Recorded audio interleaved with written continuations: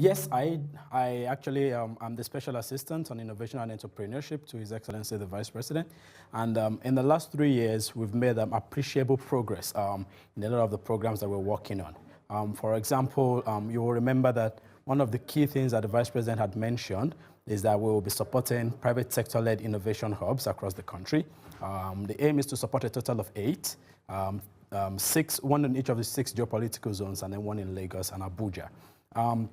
So far on this, we had to go through, of course, a couple of iterations, which includes understanding what had happened before and ensuring that we're doing things right this time.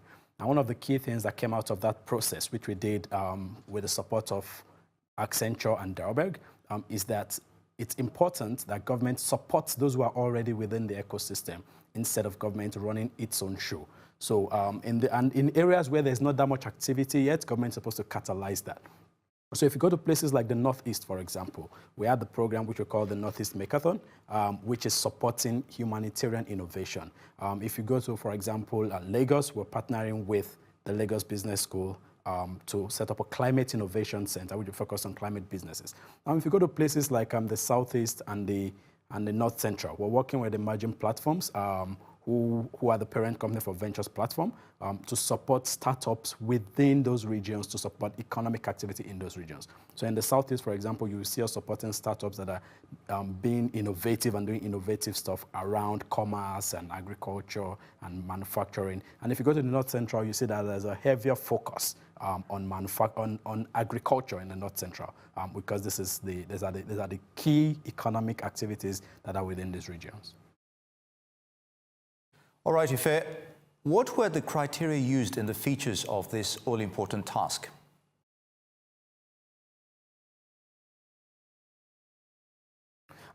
So the criteria used, if I heard you right, so first and foremost, we have 2 different methods. So there's a criteria used in selecting the private sector entities that we're working with, which is going through the federal government's due process procurement, which is a law in the country, which means before you select any private sector entity to work with, you need to advertise in newspapers. These people then need to submit their bids, which includes technical bid that show that they have the technical capacity to do the job, and includes a financial bid which shows that they also have the financial capacity to do the job.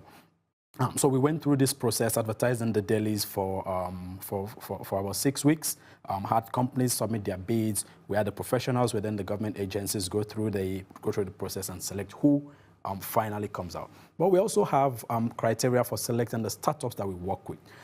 So one very key thing for us here is that we're not dictating for the companies on what to do. We're supporting those who are already within the system and doing things right. All we want to do is to ensure that the right people are engaged. So these companies have their own strict selection processes, which involves application, involves the use of private sector professionals to look through those applications and decide the people who need to be supported. And it's very easy because the key thing is that your idea must be innovative.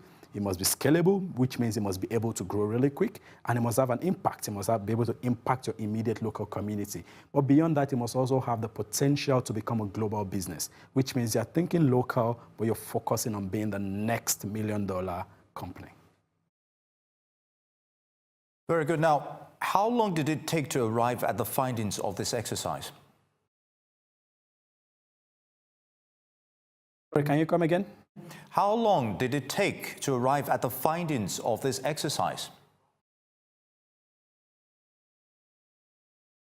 At the findings,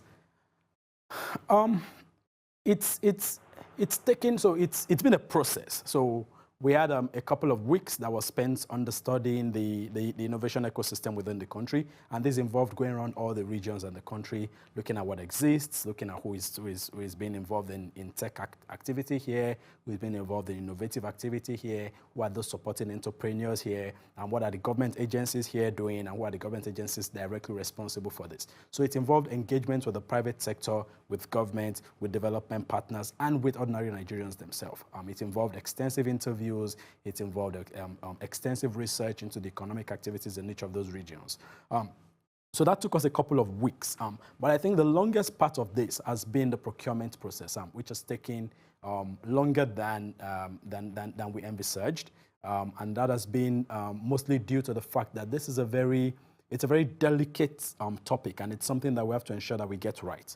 So it's taken us quite a bit of time to get from the moment the Vice President made the declaration in 2016 to the moment we are now when we're about to kickstart the project.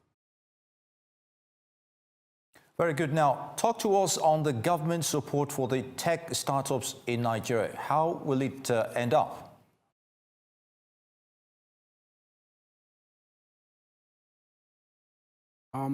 So if I heard you right, you asked about government support for tech startups in Nigeria. Yes. Well, government has done quite a number of things. And you know, for the first time in this country, we have a government that is interested in technology from the top level. So you have a president and a vice president that are directly involved in supporting technology startups. And I mean, this has been proven over time. For example, in 2016, we had the Aso Villa Demo Day where we had the president meet with the top 30 participants from the project. We had the vice president himself attend the grand finale.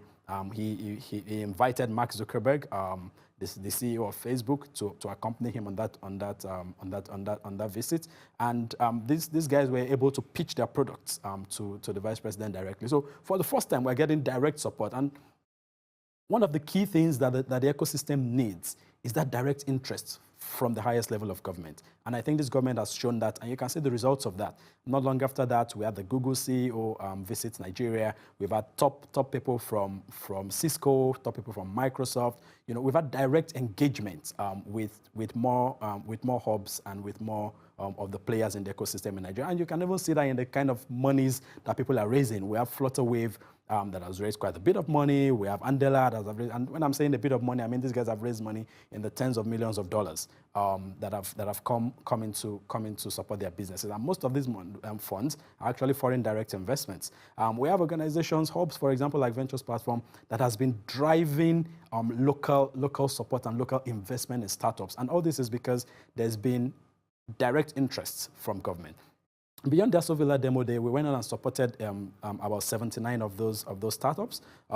They were given grants. They've received the first tranche of the grants, and they're in the process. We're in the process of concluding the procedures for them to get the second tranche of the grants. And when the grants are fully issued, we're looking at a total of about $3 million that will have been given out to startups. But beyond that, we're laying a fundamental foundation that says to people that if you're able to think out of the box, if you're able to innovate, if you're able to come up with something different, the government is going to back you, the government is going to support you, and the government is going to give you the aid. And this is going to be done further with our continuing support with the hubs, with those within the ecosystem, with those who are currently active within the ecosystem, that if you could do 10 before, we want to support you to do 20. If you could do 20 before, we want to support you to do 40. So I think that's a very important thing to mention.